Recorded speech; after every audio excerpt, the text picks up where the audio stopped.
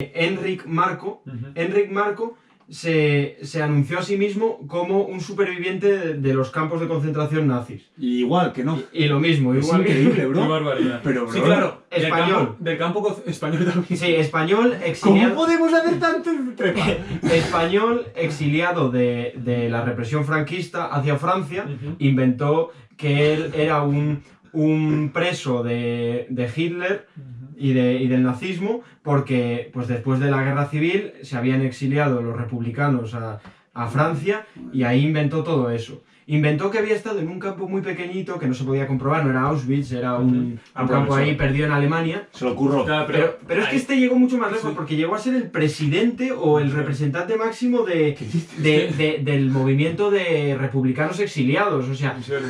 una locura. Incluso... Se mete hasta la cocina. Sí, pero claro, ¿cómo a esa persona le descubren? Porque al final es que es imposible saber toda la gente que estuvo ahí en Auschwitz o en los campos Es aprovechar de de atrévete a cuestionarme. Sí. Venga. El caso es que este señor, lo que pasó es que simplemente Hitler tenía un acuerdo con Franco de mandar a trabajadores a Alemania. Y este señor, pues es lo que le pasó. Claro. Fue a trabajar a Alemania y ya está, pero no le arrestaron Claro.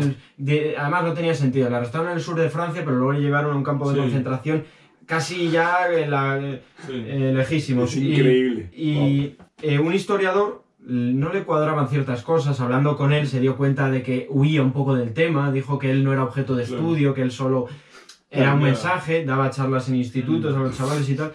Y entonces este historiador, 4 meses antes de que se conmemoraran los 60 años de la liberación de los campos, que iba a haber un mitin de la leche ahí en Alemania, que iba a ir hasta Zapatero. Bueno, sí. Entonces este historiador lo que quería evitar era que se manchara eso con alguien que no había ido. Ahí ya dijo la verdad. No, 4 meses antes se puso a investigar y le consiguieron al final, tras muchas cosas, una encerrona un poco, y el tío el día antes, 20 horas antes del meeting en Alemania, que vamos, que se iba a hacer una foto con Zapatero y con todos los... Dijo, oye, que soy de Toledo. Oye, que yo no estuve en Auschwitz.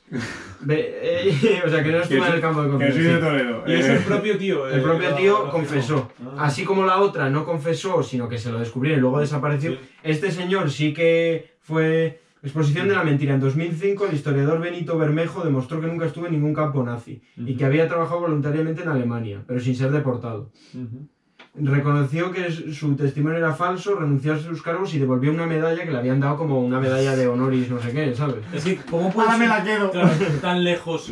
Mira, si te quedas un poco más antes de no hacer tal cantidad de meetings y cosas para lucrarte tanto, sino que, yo qué sé, pues estás por tu zona, a lo mejor incluso en España, en sitios, vas poco a poco, pues es que es imposible descubrirte, pero encima de que mientes, es que encima intentas ir a lo grande. Es que se ha pasado juego. Claro. Es que solo un español se atrevería a hacer eso. Sí. Claro, pero también de hecho, le preguntaban al periodista, ¿sacó rédito económico? Y no, de hecho le costaron viajes, Claro. transporte, eso, todo era costeado de su bolsillo, pero él tenía, entre que era también... Hizo una inversión.